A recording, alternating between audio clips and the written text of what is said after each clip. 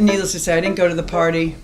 We did the shoot, and then we went home, and that was that. So, I'm going to backtrack here because how did you start? Did you get discovered like everybody else? I've always said most of the supermodels and the models from that era was a random act of serendipity or something or whatever. My sister had a friend. My sister was a model. She was? Did mostly runway. Oh. She worked for Bill Blass and Oscar de la Renta and I don't know, all those people back then. Adolfo.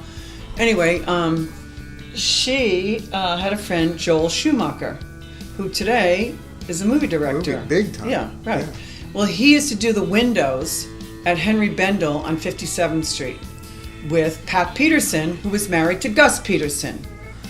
So that was when Bendel was on 57th Street. Anyway, he did the windows and he did this and that, and he was my sister's really good friend. And he used to come out to our house in Long Beach, and I would do cartwheels for him and back walkovers, and I'd twirl and do all kinds of stuff. And I was like 15, and he said, she should really be modeling. Did you want to model? No. So you were just doing that for because that's who you were? Yeah, I just wanted to show him what I could do. Gotcha. I know, he's my sister's friend. Right, okay. And, Gotcha. watch my walk-off, my one-handed walkover, whatever I was doing. So you were super athletic that way. Yeah. So, and so then he said, she should really do some photographs, and I want to introduce her to Diana Vreeland, who was the editor-in-chief at Vogue at the time. Of course. So then, Joel sent me in to see Diana Vreeland. I remember what I was wearing. I remember I had on a fringe suede skirt. It was like my favorite skirt. And a brown turtleneck cashmere sweater, and my hair was down to my waist, and I went to see her, and they kind of pushed me into her office, because she was so grand and so intense, and everybody was so afraid of her, much more than they were of Anna Wintour. Right. And she looked at me, she said, "Oh my God, we're going to tie your hair in a Windsor knot around your neck. Oh, it's going to be fabulous." I'll never forget that, and thinking, all right, whatever. And we did 4 pages in Vogue, and then it just went crazy, and I worked for mostly editorial, Glamour, Mademoiselle, Ingenue, Bazaar, Town and Country. Who were you with? What agency? I didn't have an agent. Donahue didn't have an agent. No. She came in. She was part of an audition or something for 200 models in a college issue. She won, and she signed a contract to do 10 covers. And I said, "Who was your agent?" I didn't have one. Right. So, when did you start working with Bruce Weber? Because Bruce, well, he really changed fashion. Well, he did. He really did. And he, right? Well, he called me up one day and asked me to come to the studio. Now, I'd been working a lot. How old were you? I was so I started working in 68. Mm-hmm. So then I was 68. I was 68. I was 54 to 64. That's 10. Yeah. And then so, 4 more. Carry the 2. So that 14. No, I started working. I was about 15.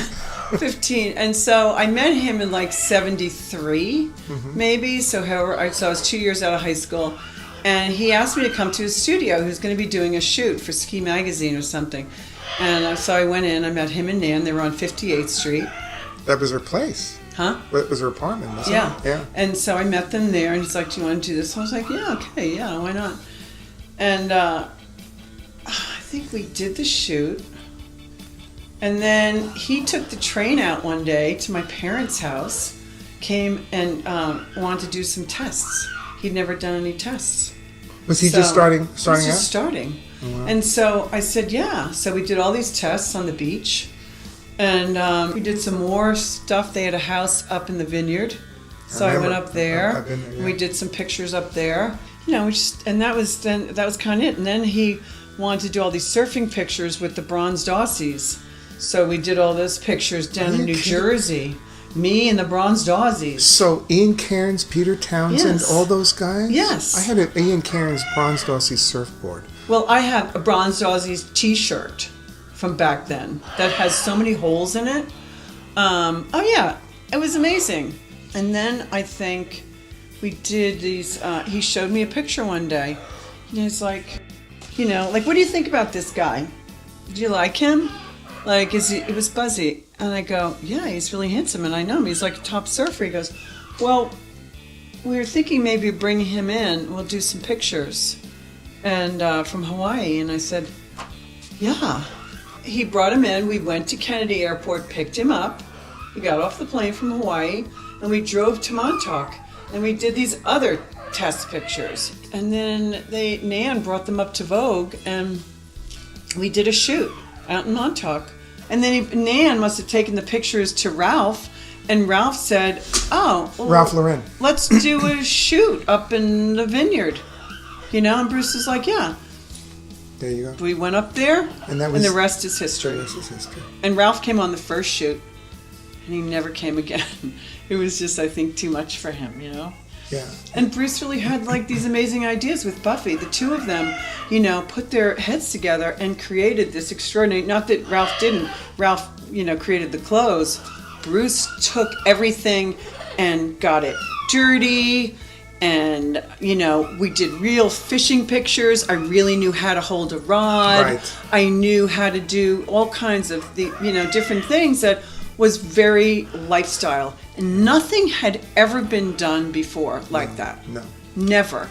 And, you know, I think Ralph was a little taken back, you know, because everything used to be, when I did a lot of like wedding gowns and things for brides, you were pinned to the floor, to the freaking floor. You were pinned. So, yeah, so, you know, so here we are. And he's like, yeah, take that jacket and really rough it up and don't iron the shirt and get the sneakers dirty. And suddenly, Ralph Lauren did this extraordinary campaign that ran in the New York Times Magazine, like 13 pages, and people went like, wow, this is how I want to look. Right. And Bruce, it was Bruce's genius. Yeah. And Buffy. Yeah. You know, that. And then everything kind of went from there. Fashion changed dramatically. Everything. I'm going to show you a picture and I want you to tell me who this is. Not in the picture, not me, but who is this? Oh my God. Oh, that's Rowdy. Oh my God. Rowdy's was Bruce's golden retriever. I know. I have a film. I'm telling the listeners. Oh, okay. I have a film I did of Rowdy at Bruce's house in Brookhaven. And I made a copy of that film and gave it to them one year for his for Christmas or something. It was so. I grew up with Goldens. There was always 2 Goldens in our house at all time, and so I wanted to show you that picture of Rowdy. It's amazing, isn't it?